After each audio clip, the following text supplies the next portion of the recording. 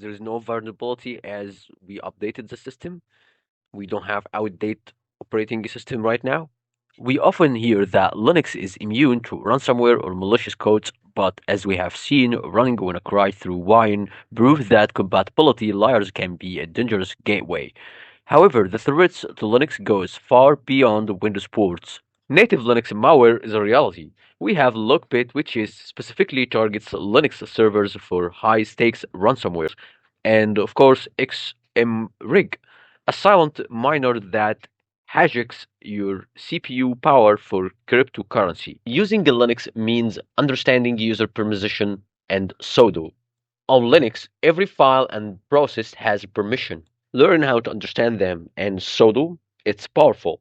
It grants temporary root access. Don't just simply sudo everything. Only use it when you're absolutely certain of the source.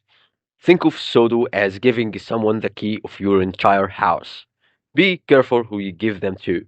So, for people who are telling you move to Linux, switch to Linux, Linux had no security issues.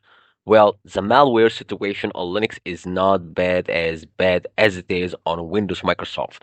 Do move to Linux thinking you have escaped the malware war. You have just changed the battlefield. Security on Linux required constant monitoring and zero trust policies. The invincible operating system does not exist at all.